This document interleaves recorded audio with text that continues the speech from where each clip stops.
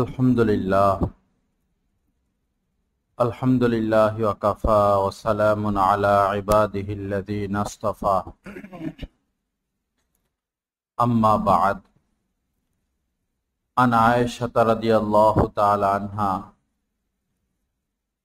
قالت ما ضرب رسول الله صلى الله تعالى عليه وسلم شيئا قط بيده ولا امرأة ولا خادما أو كما قال النبي صلى الله تعالى عليه وسلم اللهم صل على سيدنا ومولانا محمد وعلى آل سيدنا ومولانا محمد وبارك وسلم রাসূল করিম সাল্লাল্লাহু তাআলা আলাইহি ওয়াসাল্লামের সারা জীবনের এক শিক্ষা আমাদের জন্য যে আল্লাহ রাসূল কখনো নিজের জন্য প্রতিশোধ গ্রহণ করেন নাই। কাফের বেদিনদের পক্ষ থেকে হাজারো জুলুম হয়েছে, অবিচার হয়েছে, নির্যাতন হয়েছে, কিন্তু আল্লাহ রাসূল সাল্লাল্লাহু আলাইহি সাল্লাম এমন ছিলেন যে কখনো তিনি প্রতিশোধ নিতেন না নিজের ব্যাপারে। বাকি যদি কখনো দ্বীনের খেলাফ, শরীয়তের খেলাফ, ইসলাম বিরোধী কোনো কাজ দেখতেন তো আল্লাহ রাসূলই সবচেয়ে বেশি রাগান্বিত হতেন, এবং যতক্ষণ পর্যন্ত সেই বিষয়ের সমাধান না হতো রাসূল করিম সাল্লাল্লাহু আলাইহি সাল্লামের রাগ কমতো না। আম্মা জান আয়েশা সিদ্দিকা রাদিয়াল্লাহু তাআলা আনহা থেকে বর্ণিত, তিনি বলেন যে মা জরাবা রাসূলুল্লাহি সাল্লাল্লাহু আলাইহি ওয়াসাল্লাম শাইয়ান কত্তু বিয়াদিহি, আল্লাহ রাসূল জীবনে কখনো তার হাত দ্বারা কাউকে আঘাত করেন নাই। অলামরাতান, না তার কোনো স্ত্রীকে, অলা খাদেমান, না তার কোনো খাদেমকে। ছেলে সন্তান ছিল, তারা আগেই দুনিয়া থেকে বিদায় নিয়েছেন। 4 জন মেয়ে বড় হয়েছেন, ওই মেয়েদেরকেও তিনি কখনো হাত দিয়ে আঘাত করেন নাই। শরীয়তের মাসলা হলো নাবালেগদেরকে মারার কোনো বিধান ইসলামে রাখে নাই। এমনকি মা বাবাও তার সন্তান যারা, তাদেরকে শারীরিক যে শাস্তি সেটা দিতে পারবে না। স্কুল হোক, কলেজ হোক, মাদ্রাসা হোক, ফ্যামিলি হোক, বাচ্চাদেরকে মারার, নাবালেগদেরকে মারার কোনো সুযোগ ইসলাম দেয় নাই। বাকি শাসন করতে হবে, শাসনের অনেক তরিকা আছে। যেমন হাদিসে পাকের মধ্যে এসেছে, সন্তানের বয়স যখন 7 বছর হয় তাদেরকে নামাজের নির্দেশ দাও, নামাজ পড়াও। বোঝা গেল 7 বছরের আগেই নামাজ শিক্ষা দিতে হবে। 7 বছর বয়স হলে নামাজ পড়তে নির্দেশ দাও, তো নামাজ না পারলে পড়বে কি? বোঝা গেল 7-এর আগেই পিতা মাতার উপর এটা আবশ্যকীয় দায়িত্ব। অবশ্যই পিতা মাতা সন্তানদেরকে কোরআন শিখাবে, নামাজ শিখাবে। এই ভুল যারা করে তাদেরকে আজীবন মাসুল দিতে হয়, আজীবন আজীবন চোখের পানি বিসর্জন দিবে সত্য, সমাধান হবে না। কারণ কচি মন যখন থাকে তখন সে যে কোনো কিছু গ্রহণ করবে। মন শক্ত হয়ে গেলে তখন সে পরিবেশ থেকে নিবে, সে পাপ শিখবে, পাপের আসবাব উপকরণ অবলম্বন করবে, মা বাবার অবাধ্য সে হয়ে যাবে। যেমন কাদামাটি, কাদামাটি যখন কাদা মাটি থাকে তখন এই মাটির দ্বারা যে কোনো কিছু তৈরি করা সম্ভব। ইটওয়ালা ইট তৈরি করে, কেউ হাঁড়ি পাতিল তৈরি করে, কেউ পুতুল তৈরি করে, কেউ দেয়াল তৈরি করে। কিন্তু মাটি যখন শক্ত হয়ে যায় তখন এটা দিয়ে আর কিছু তৈরি হয় না, মাটি মাটিই থাকে। ছোট বাচ্চাদের উদাহরণ ঠিক তদ্রূপ। যা শিখানোর ছোট কালেই শিক্ষা দিতে হবে, আদব শিখাতে হবে, ইলম শিখাতে হবে, শিষ্টাচার শিখাতে হবে, পাপ থেকে বাঁচা তাদেরকে শিখাতে হবে, গুনাহ থেকে বাঁচা তাদেরকে শিখাতে হবে, মা বাবার খেদমত তাদেরকে শিখাতে হবে, ময় মুরব্বীদের ইজ্জত সম্মান তাদেরকে শিখাতে হবে। এখন এগুলো কোথায় শিখানো হয়? এগুলো যেখানে শিখানো হয় আমাদেরকে সেটা খুঁজে বের করতে হবে। অনেক মাদ্রাসা আছে সেখানেও এখন আর শিষ্টাচার শিক্ষা দেওয়া হয় না, পড়ালেখা নিয়ে ব্যস্ত, পরীক্ষার রেজাল্ট নিয়ে ব্যস্ত।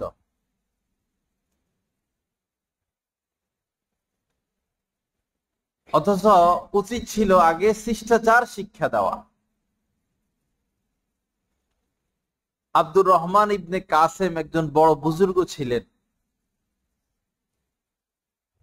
তো তিনি 20 বছরকে বাজেট করেছেন, 20 বছর তিনি নির্ণয় করেছেন যে এই 20 বছরে তিনি ইলমও শিখবেন, আদবও শিখবেন। 20 বছর তিনি তার জিন্দেগি থেকে বের করেছেন, ফারেক করেছেন, এই 20 বছরে আমি ইলমও শিখবো, আদবও শিখবো। তো আদব শিক্ষা করার জন্য তিনি ইমাম মালিক রহমতুল্লাহ আলাইহির সোহবতে চলে গেলেন। ফারেক করেছেন 20 বছর। আদব শিখতে শিখতে নিজের জীবনে এই আদবকে বাস্তবায়ন করতে করতে 18 বছর লেগে গেল। আদবে শিখতেছেন, বাকি 2 বছর ইলম শিখেছেন। এই 20 বছর, 20 বছরে তিনি আদব এবং ইলম শিখে পরে আফসোস করেছেন যে হায়, যদি আমি বাকি 2 বছরও আদব শিখতাম তো আমি আরো বেশি সফল কামিয়াব হইতাম। এখন সেই আদব শিক্ষা করার ব্যবস্থাও কম, আর আমাদেরও আগ্রহ নাই। সবাই গতানুগতিক, সবাই কমার্শিয়াল। সামনে সবার টার্গেট হচ্ছে শুধু অর্থ, স্বাবলম্বী হওয়া, বড় হওয়া, সুনাম অর্জন করা, পরিচিতি অর্জন করা। আল্লাহ রাসূল বলেছেন, আল্লামানি রব্বি ফা আহসানা তা'লিমি ওয়া আদ্দাবানি রব্বি ফা আহসানা তা'দিবি। যে আমার রব আমাকে আদব শিক্ষা দিয়েছেন, শ্রেষ্ঠতম আদব।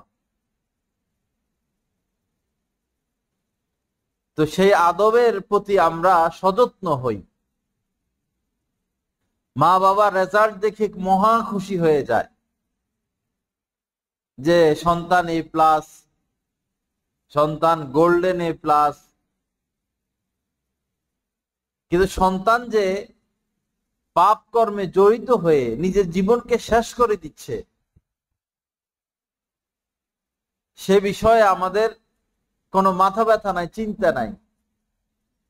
সন্তান যদি একটু অসুস্থ হয় মা বাবার মাথা গরম হয়ে যায়, কিভাবে চিকিৎসা করা যায়। ঘরে যদি কোনো কাঁচের জিনিস ভেঙে যায়, গ্লাস, প্লেট, তো ঘরের ময় মুরব্বীরা খুব সাবধান, আগে আগে এটা তুলে নেয় যে ঘরে ছোট বাবু আছে, বাচ্চা আছে, এদের পায়ে এটা লেগে যেতে পারে, ব্যথা পেতে পারে। এজন্য তাড়াতাড়ি এগুলো উঠিয়ে নেয়, এরপর আবার ঝাড়ুও দেয় যেন বাচ্চার পায়ে না লাগে। বাচ্চাকে আগুন থেকে দূরে রাখে, ম্যাচ লাইট, ম্যাচ হাতের নাগালের বাহিরে রাখে যেন কোনো দুর্ঘটনা না ঘটে। এই ব্যাপারে সতর্ক সচেতনতা আছে, কিন্তু বাচ্চার হাতে যে এই মা বাবা এই গেমস তুলে দিল, কার্টুন তুলে দিল, নেট তুলে দিল, যার কারণে বাচ্চার দুনিয়াও শেষ হচ্ছে, আখিরাতও শেষ হচ্ছে। সে যে অপকর্ম শিখতেছে, ঘরের মধ্যে টেলিভিশন ডিশ এন্টিনা, সে যে এগুলো দেখে দেখে অশ্লীলতা শিখে, নাজায়েজ কাজ শিখে, হারাম কাজ শিখে। নেট চালু থাকলে মোবাইলে আপনাতেই অশ্লীল খারাপ নেগেট ছবি চলে আসে। একটা নিষ্পাপ বাচ্চা, নাবালেক বাচ্চা এই অশ্লীল ছবি দেখে দেখে সেও অশ্লীল হয়ে যাচ্ছে। এই ব্যাপারে কোনো মাথা ব্যথা নাই, চিন্তা নাই, টেনশন নাই, স্বাভাবিক স্বাভাবিক হয়ে যাচ্ছে। গুনাহ থেকে বেঁচে থাকা, গুনাহ থেকে বাঁচিয়ে রাখা, এটা অপরিহার্য দায়িত্ব, কর্তব্য, অপরিহার্য। ছোট ছোট বাচ্চাদেরকে দেখা যায় স্কুলে যায়, স্কুল থেকে ছুটি হওয়ার পরে এসে বিভিন্ন রাস্তার মোড়ে তারা একত্রিত হয়। আমাদের গাছতলা ঘাটেই আছে 10 জন 15 জন প্রাইমারির ছাত্র, প্রাইমারি লেভেলের ছাত্র। এরপরে ব্যাগের থেকে সবাই মোবাইল বাইর করে, মোবাইলের মেলা জমে যায়। স্কুলে যদি 2 ঘন্টা থাকে আর মোবাইল স্কুলে থাকে আরো বেশি। 2 ঘন্টাই শুধু স্কুলে, বাকি সময় মোবাইল কেন্দ্রিক জিন্দেগি। কি হবে ভবিষ্যৎ? ভবিষ্যৎ কি হবে? এদের ভবিষ্যৎ কি? এই সন্তানদের ভবিষ্যতের জন্যই তো আমরা টাকা পয়সা জমা করতেছি, ব্যবসা প্রতিষ্ঠান খুলতেছি, তাদের থাকার ব্যবস্থা, খাওয়ার ব্যবস্থা, এগুলো নিয়ে দিন ও রাত আমাদের ফিকির। ভালো কথা, তো তারা যে চারিত্রিকভাবে নষ্ট হয়ে যাচ্ছে, তাদের আখেরাত যে ধ্বংস হয়ে যাচ্ছে, তারা যে নেশা আর মাদকের দিকে ধাবিত হচ্ছে, এই ব্যাপারে চেষ্টা কোথায়? বেশি অর্থ বেশি বিপদের কারণ। আপনি মরে যাবেন, হাজার হাজার টাকা, লক্ষ লক্ষ কোটি কোটি টাকা রেখে যাবেন, এটা আপনার সন্তানের জন্য বিপদও হয়ে যেতে পারে, বিপদের কারণও হয়ে যেতে পারে।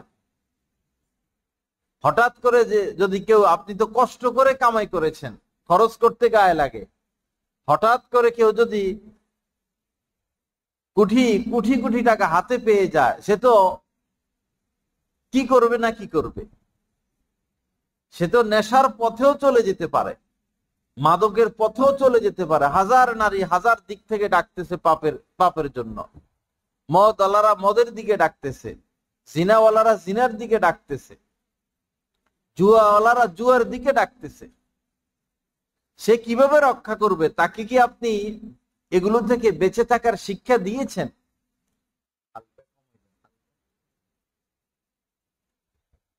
আল্লাহ পাক জাল্লা জালালু আমাদেরকে সহি বুঝ দান করেন। তো কথা ওইখান থেকে আসছে, 7 বছর বয়সে আল্লাহ রাসূল বলেছেন, নামাজের নির্দেশ দাও, আর 10 বছর হলে শাস্তি দিয়ে হলেও, শাসন করে হলেও নামাজ পড়াও, শাসন করে হলেও। কারণ নামাজ হচ্ছে আজীব এক জিনিস। ইন্নাস সালাতা তানহা আনিল ফাহশাই ওয়াল মুনকার। নামাজ এটা প্রতিরক্ষা ব্যবস্থা, কোন কোন ক্ষেত্রে প্রতিরক্ষা ব্যবস্থা। যেমন বিভিন্ন জায়গায় বিভিন্ন রাষ্ট্র প্রধানেরা ক্ষেপণাস্ত্র পুঁতে রাখে। কিসের জন্য? যে এই দেশে যদি কেউ ক্ষেপণাস্ত্র হামলা করে, বিমান হামলা করে, এই ক্ষেপণাস্ত্রগুলো গিয়ে তাকে ঠেকাবে। তো নামাজ মানুষকে সমস্ত অশ্লীল এবং পাপ কাজ থেকে এভাবে ঠেকিয়ে রাখে। তো একটা বাচ্চা যদি একজন সন্তান যদি সে 10 বছর বয়স থেকেই নামাজ ধরে ফেলে, তো 10 বছর বয়স থেকেই সে অশ্লীলতা থেকে বিরত থাকবে। দুই ছেলে, দুইটা সন্তান কখনো এক নয়। যে দিন রাত আড্ডা ফাড্ডা নিয়ে ব্যস্ত, আর যে দিন রাত নামাজ নিয়ে ব্যস্ত, হোক 10 বছর বয়স, হোক 8 বছর বয়স, হোক 12-15, এই দুই সন্তান কখনো এক নয়। এদের কথা ভিন্ন, এদের আচার আচরণ ভিন্ন, এদের মা বাবার সাথে ব্যবহার ভিন্ন, সমাজের মুরব্বীর সাথে ব্যবহার ভিন্ন। যে এমনি বড় হয়, কোন কোরআন হাদিসের কোন ধার ধারে না, সে সামাজিক ভাবেও মুরব্বীদেরকে সম্মান করতে শিখে না। এই এক উল্টা পাল্টা জিন্দিগি, সিনেমা কেন্দ্রিক জিন্দিগি, নায়ক নায়িকা কেন্দ্রিক জিন্দিগি।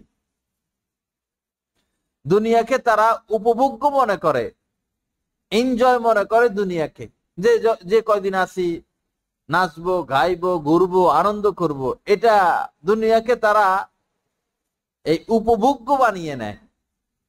আর যারা নামাজি, দিনদার, আল্লাহওয়ালা, তারা দুনিয়াকে আখেরাত কামানোর মাধ্যম মনে করে। যে আমাদের আনন্দের তো বিষয় আছে সামনে, ওইখানে তো আনন্দের কোনো শেষ সীমা নাই, আনন্দ সেখানে গিয়ে করব। এটা আনন্দের জায়গা নয়, এটা অর্জনের জায়গা। এখন অর্জন করতে হবে। আল্লাহ পাক জাল্লা জালালু আমাদেরকে সহি বোঝ দান করেন।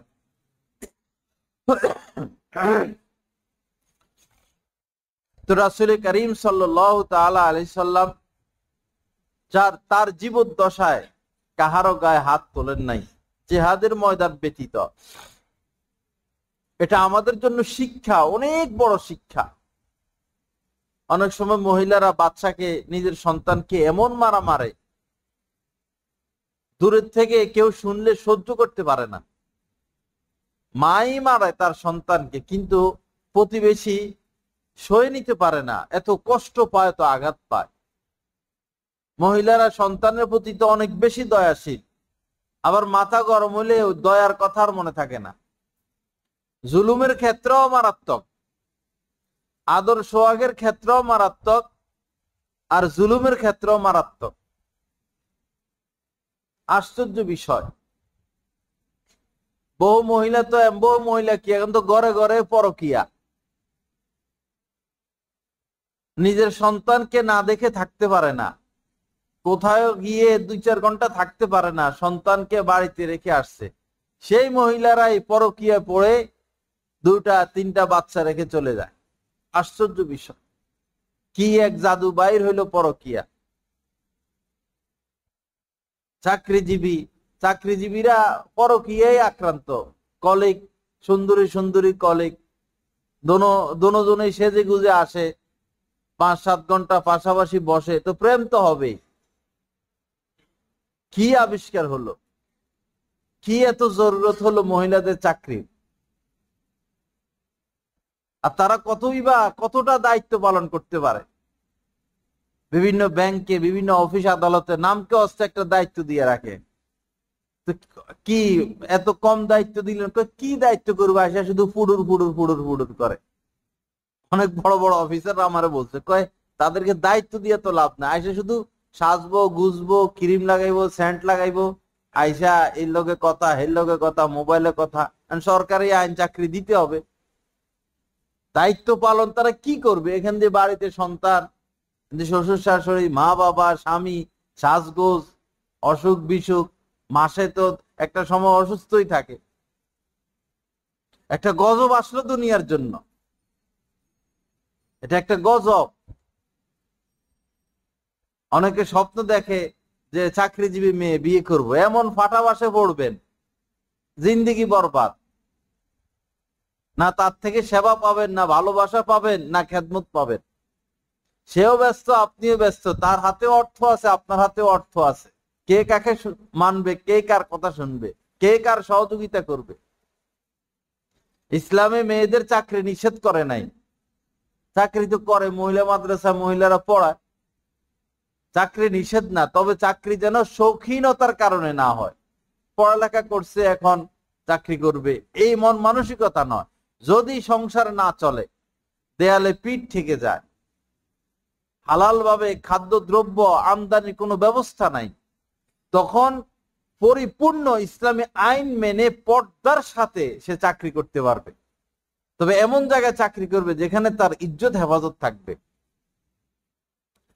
তার ইজ্জত হেফাজত থাকবে, এমন জায়গায় সে চাকরি নিতে পারবে। অথবা এটা শৌখিনতার কারণে করা যাবে না। আল্লাহ আমাদেরকে হেফাজত করেন, আল্লাহ পাক সহি বুঝ দান করেন। তো আল্লাহ রাসূলের সারা জীবনের এই এক আদর্শ আমাদের জন্য, যে তিনি কখনো তার সন্তানদের গায়ে হাত উঠান নাই। তবে শাসনও যে করেন নাই এরকম না, শাসন তো করেছেন, শাসন তো করতেই হবে।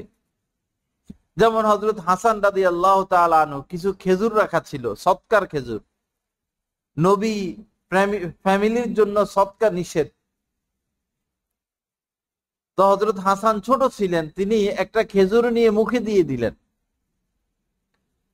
আল্লাহ রাসূল সাথে সাথে বললেন, হাসান ফেলে দাও, ফেলে দাও, ছি ছি, আমাদের জন্য সদকা নিষেধ। অর্থাৎ সন্তান যখনই ছোট হোক বড় হোক, যখন কোনো অপরাধজনিত কাজে জড়িত হয়ে যাবে, তখন পিতামাতার উপর অপরিহার্য দায়িত্ব, তাকে বাধা দিতে হবে, নিষেধ করতে হবে। এই ক্ষেত্রে অবহেলা, অসচেতনতা ইসলাম সাপোর্ট করে না। তাহলে এই সন্তান অপরাধজনিত কাজ করতে করতে এক পর্যায়ে গিয়ে তেড়া হয়ে যাবে, তখন আর কথা শুনবে না, মানবে না। বড় ভয়ের বিষয়, বড় আতঙ্কের বিষয়, নিজের পায়ে নিজে কুড়াল না মারা, পুকুর কেটে কুমির না ছাড়া। বড় বড় কোটিপতি, শত শত কোটি টাকার মালিক যারা, তারাও শেষ বয়সে এসে অনুতাপ করেন, আফসোস করেন, আঙ্গুল কাটেন দাঁত দিয়ে, নিজের দাঁত দিয়ে নিজের আঙ্গুল কামড়ান, আফসোস করেন, ওয়ালের মধ্যে, দেয়ালের মধ্যে মাথা ফিটান, আর বলেন, হায় যদি সন্তানদেরকে দিন শিখাইতাম, অনেক বড় ভুল করলাম সন্তানদেরকে মাদ্রাসা না পড়াইয়া, দিন না শিখাইয়া। এই বিপদে আমরা না পড়ি। বড় খারাপ সময় সামনে আসতেছে, বড় খারাপ সময়, কঠিন সময়, এটা আমরাই টেনে আনতেছি, আমাদের কর্মের ফল। কাল কিয়ামতের ময়দানে যখন কোন মানুষের উপর জাহান্নামের ফয়সালা হয়ে যাবে, তো সে তার মা বাবাকে খুঁজবে, মা বাবাকে খুঁজে, মা বাবাকে তার পা দ্বারা ওই কিয়ামতের ময়দানে মারাবে, পা দিয়ে পদদলিত করবে, এবং বলবে যে যদি দিন শিখাইতা, কোরআন সুন্নাহ শিখাইতা, ইসলাম মোতাবেক আমাদেরকে পরিচালিত করতা, তাহলে আজ জাহান্নামী হইতাম না।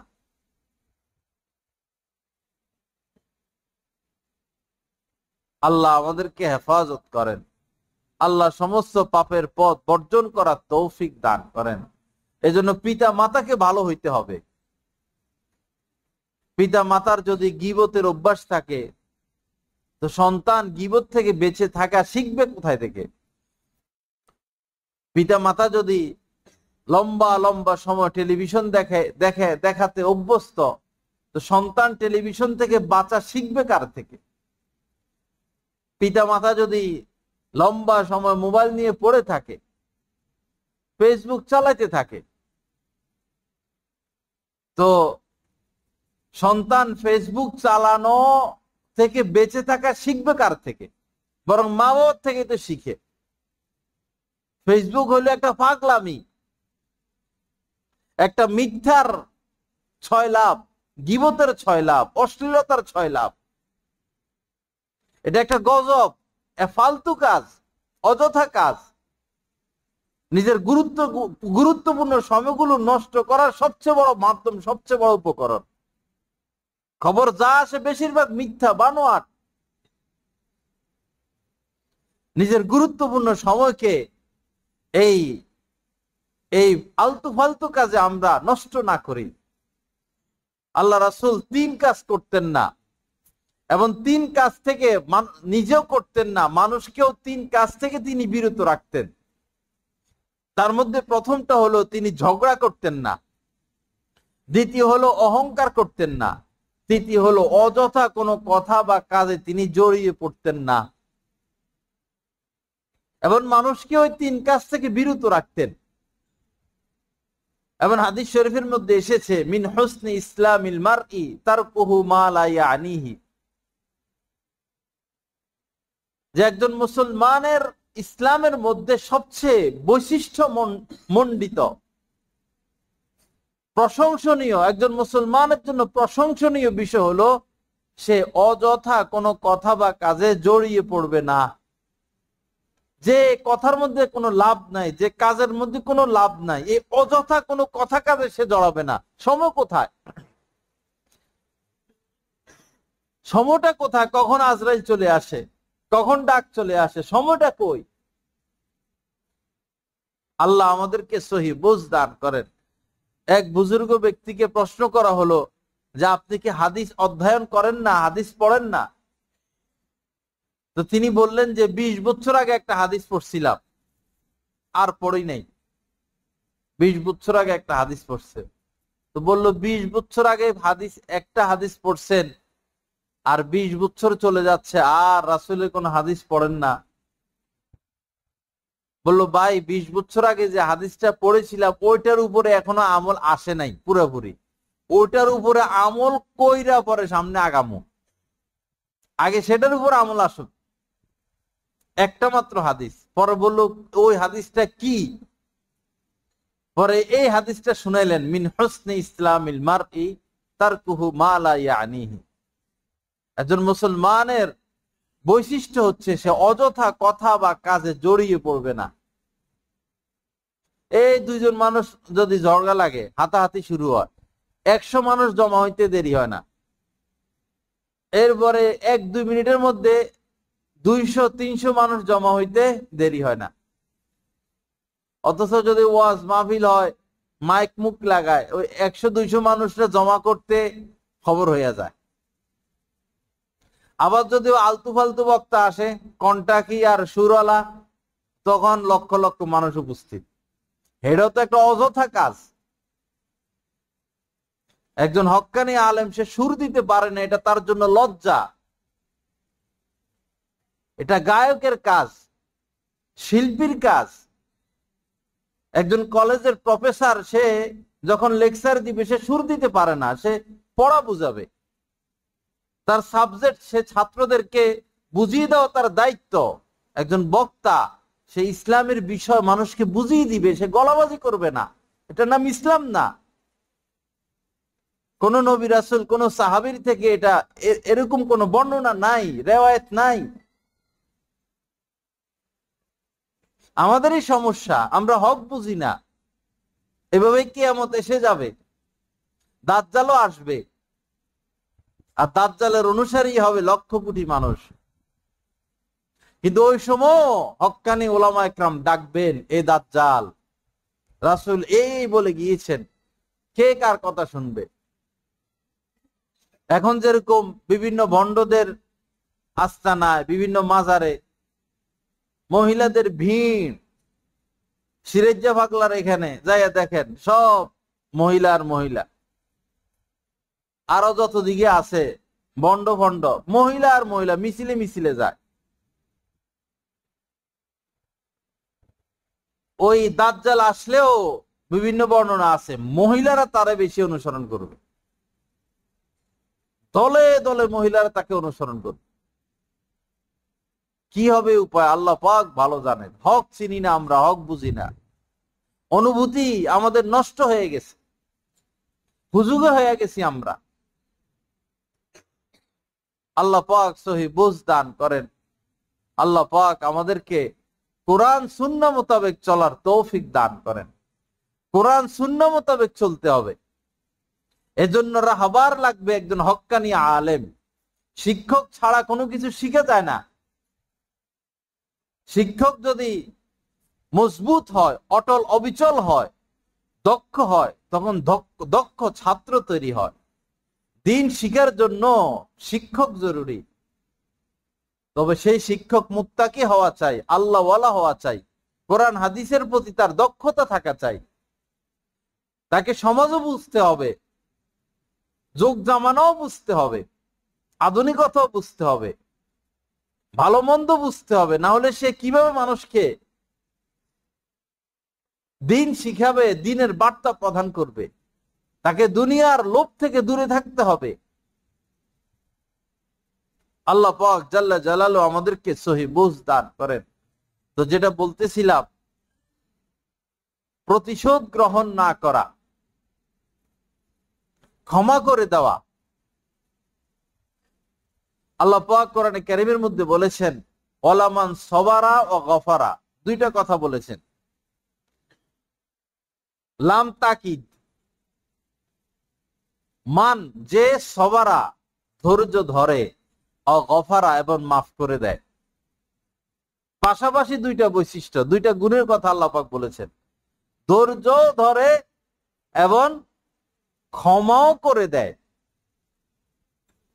ওয়ালামান সবারা ও গফারা ইন্না যালিকা লামিন আজমিল উমুর। এই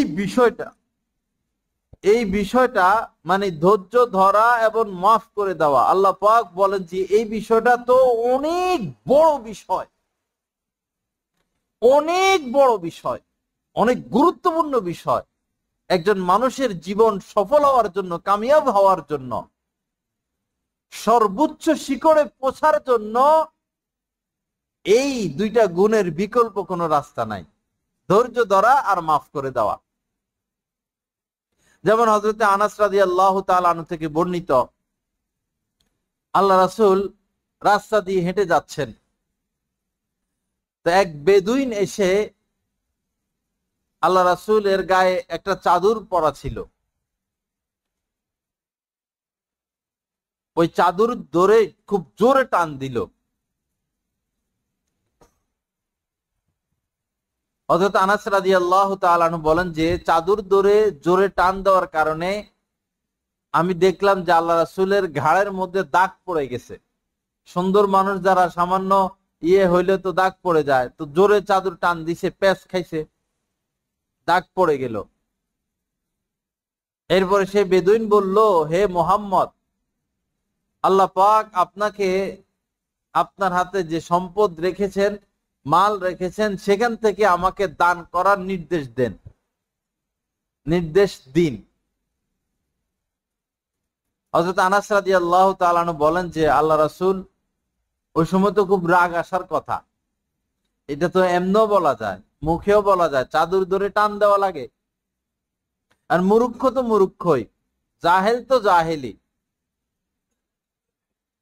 রাসূল রাগের পরিবর্তে হাসি মুখে তার দিকে ফিরে তাকালেন। সুবহানাল্লাহ। রাগ তো ভিতরে আসছেই, কষ্ট তো পাইছেনি, এই নয় যে তিনি কষ্ট পান নাই, এই নয় যে তার রাগ আসে নাই, রাগও আসছে, কষ্টও পাইছেন, কিন্তু প্রকাশ করছেন বিপরীতটা। কারণ আল্লাহ পাক বলেছেন ওয়ালামান সাবারা ওয়া গফারা ফাসফাহিস সাফহাল জামিল। যারা আপনাকে কষ্ট দেয়, আপনার বিরোধী, আপনি হিকমতের সাথে তাদেরকে এড়িয়ে চলুন। ওদিকে ভ্রুক্ষেপ করবেন না, তাকাবেন না, লক্ষ্য করবেন না। খুযিল আফওয়া, কোরআনে কারীমের মধ্যে আল্লাহ পাক বলেছেন ক্ষমার গুণকে অবলম্বন করো। খুযিল আফওয়া ওয়া'মুর বিল উরফি, মানুষকে সৎ কাজের আদেশ দাও। ওয়া আ'রিদ আনিল জাহিলিন, যারা মূর্খ তাদেরকে এড়িয়ে চলো। তো রাগের পরিবর্তে হাসি মুখে তার দিকে তাকালেন এবং নির্দেশ দিয়ে দিলেন যে তার প্রয়োজন মিটিয়ে দাও। এই হচ্ছে নবীজির আখলাক, চরিত মুবারক।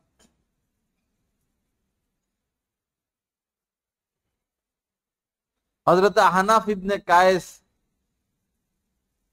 অনেক বড় একজন বুজুর্গ ছিলেন। তো সমাজে কত রকমের মানুষই তো আছে। বাড়ির দিকে ঘরের দিকে আসতেছেন, তো এক লোক এসে অযথাই গালিগালাজ শুরু করলো, তুই এই, তুই সেই, তুই অমুক, তুই তমুক।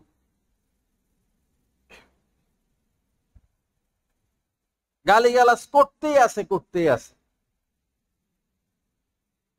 চুপচাপ সব শুনতেছেন, কোনো আওয়াজ নাই, শব্দ নাই। তো উনার যে মহল্লা এলাকা পর্যন্ত এসে তিনি একটু দাঁড়ালেন, দাঁড়িয়ে তার দিকে ফিরে বললেন, ভাই এ সামনে তো আমার বাড়ি, আমার এলাকা, আমার আত্মীয় স্বজন আছে, দোস্ত আহবাব আছে, তুমি যদি এরকম আমার গালিগালাজ করো আমার এলাকা আইসা, তো হয়তো তারা তোমার উপর প্রতিশোধ নিয়ে নিবে, তোমার উপর চড়াও হবে। অতএব তোমার যা যা বলার বলো, আমি দাঁড়াইয়া রইলাম। আরো যা যা গালি দিতে মন চায় সব দাও, কোনো সমস্যা নাই। এই ছিলেন আমাদের বুজুর্গানে দিন। হযরত ইমাম আবু হানিফা রহমতুল্লাহ আলাই থেকেও এরকম বহু বর্ণনা আছে। ধৈর্যের পাহাড় ছিলেন তারা।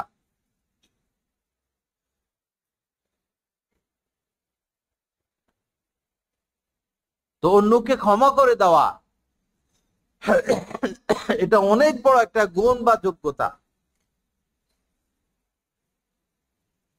আমাদের দাদা শায়েখ শাহ হাকিম মোহাম্মদ আখতার সাহেব রহমতুল্লাহ আলাই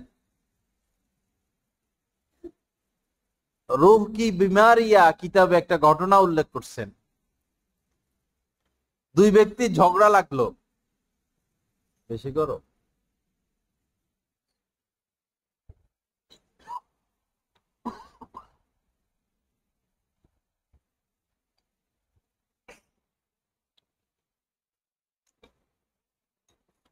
দুই ব্যক্তি ঝগড়া লাগলো। ওই জায়গায় উপস্থিত ছিলেন হযরত মাওলানা জালালউদ্দিন রুমি রহমতুল্লাহ আলাই, যিনি মারেফাতের জগতের সম্রাট। তো যে দুই ব্যক্তি ঝগড়া লাগলো, একজন অন্যজনকে বলতেছেন যে তুই যদি আমারে একটা গালি দিস, তো এর বিনিময়ে তোরে 10টা গালি দিব। বলে আর কি। তো মাওলানা জালালউদ্দিন রুমি রহমতুল্লাহ আলাই বললেন যে তোমরা দুজনই আমাকে 1000 গালি দাও, আমি বিনিময় একটা গালিও দিব না। কি সুন্দর কথা। সাথে সাথে দুজন পায়ে পড়ে গেল, দুজন পায়ে পড়ে গেছে। এই হচ্ছে ইসলামের শিক্ষা। ওহুদের যুদ্ধে আমরা জানি আল্লাহ রাসূল রক্তাক্ত হয়েছেন, আহত হয়েছেন। অথবা একটা পাথর নিক্ষেপ করে আল্লাহ রাসূলকে, ওই পাথর এসে দাঁতে আঘাত করে এবং দাঁত মোবারক শহীদ হয়ে যায়।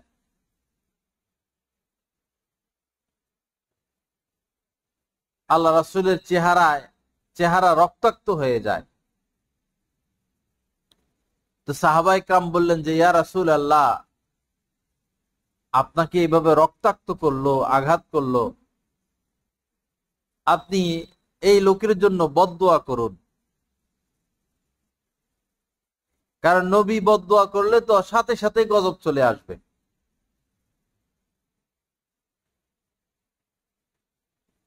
তা আল্লাহ রাসূল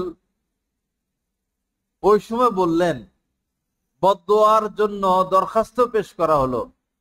আর রাসূল কি ভাষায় বদদুয়া দিলেন? যে আল্লাহ রাসূল বললেন, আল্লাহুম্মা গফির লিকওমি, আল্লাহ আমার কওমকে, আমার জাতিকে আপনি মাফ করে দেন। ফা ইন্নাহুম লা ইয়ালামুন, কেননা তারা জানে না। না জেনেই না বুঝেই আমার উপর তারা আঘাত করেছে। এই ছিল নবীজির জীবন, নবীজির চরিত মোবারক। এই আদর্শ আজ কোথায়?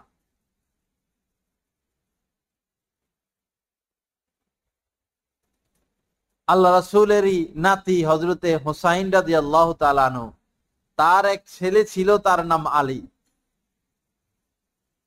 পিতার নামে নাম রাখছে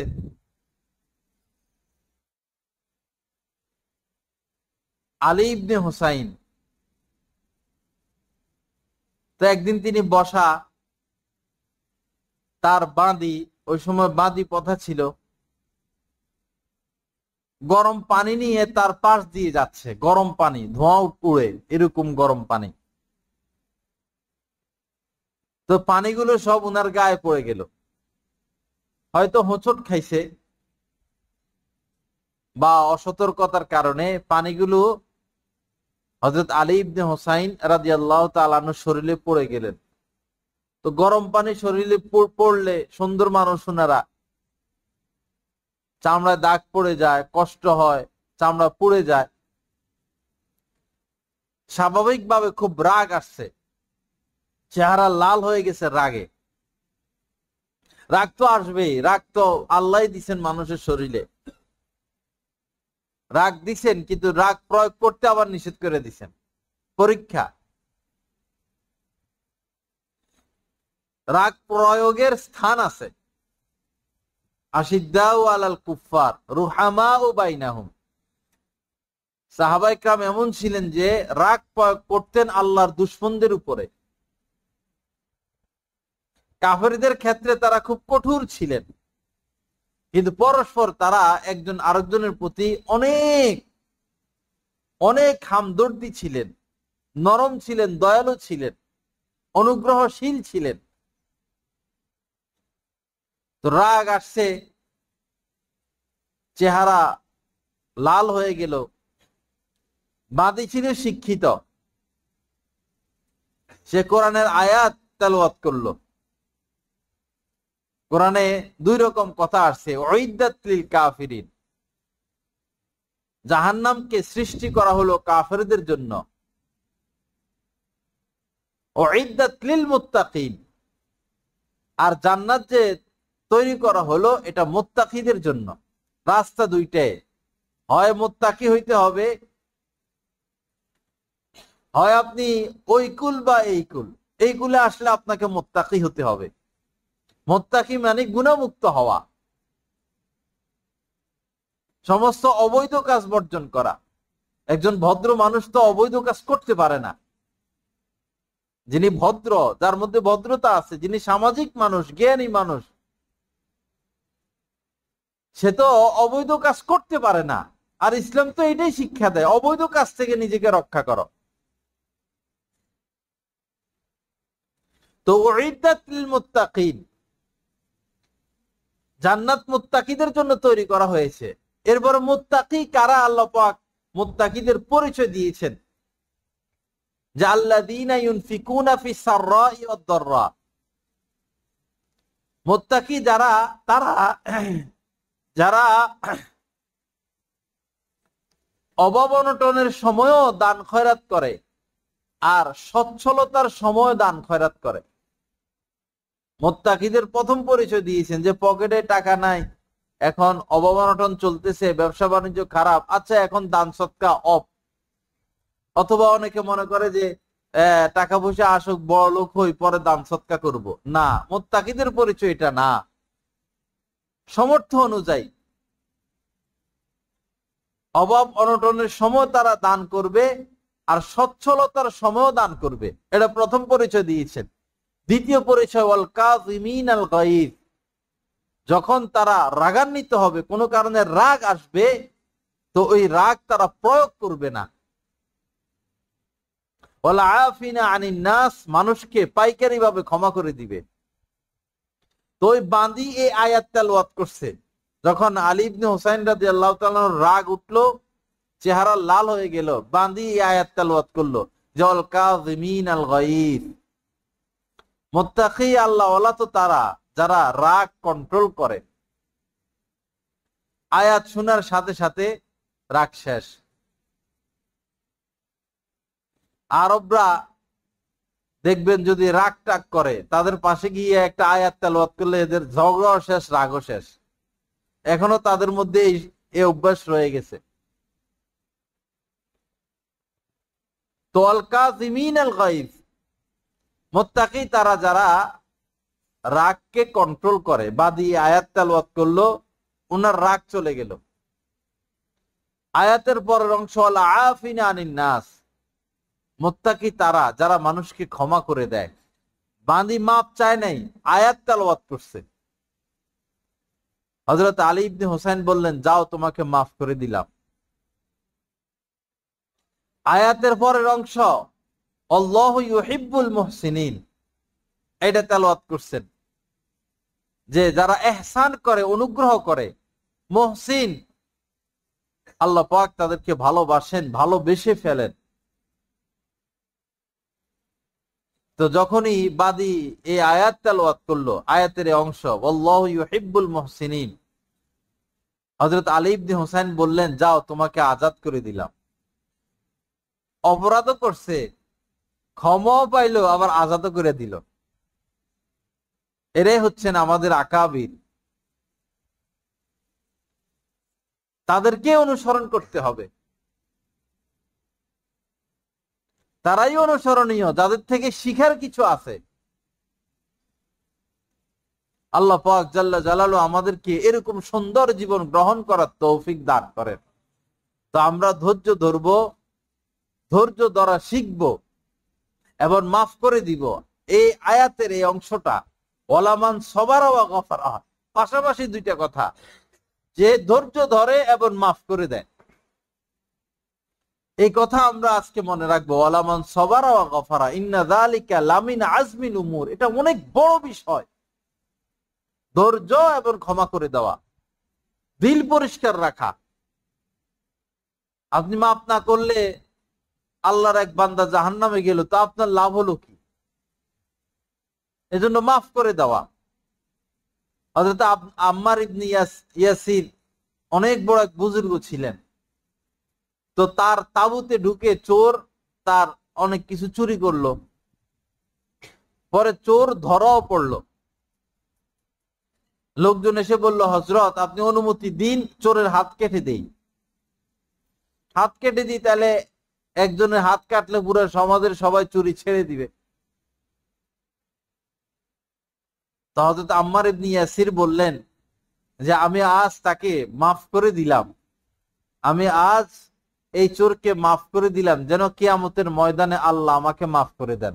সুবহানাল্লাহ, কি নজর, কি দৃষ্টি, কি চিন্তা ভাবনা তাদের। আল্লাহ পাক জাল্লা জালালু আমাদের সকলকে এমন সুন্দর জিন্দেগি গ্রহণ করার তৌফিক দান করেন। আল্লাহ পাক ইসলাম মোতাবেক চলার তৌফিক দান করেন। আহলে হক, হক্কানি উলামায়ে কেরাম, দ্বীনের যারা আকাবির, এই আকাবিরদেরকে আমাদের অনুকরণ করার তৌফিক দান করেন। সকলকে অনুসরণ করা যাবে না, সকলের থেকে দ্বীন শিখা যাবে না, সকলের বয়ান শোনা যাবে না। খুব সাবধান বাবা। ইসলামী চ্যানেলের নামে ইহুদিরা বহু চ্যানেল খুলে দিছে, খ্রিস্টানরা চ্যানেল খুলে দিছে, ইসলামী অ্যাপের নামে হাজার হাজার অ্যাপ নেটে ছেড়ে দিছে। কেমনে বুঝবেন কোনটা ইসলামী?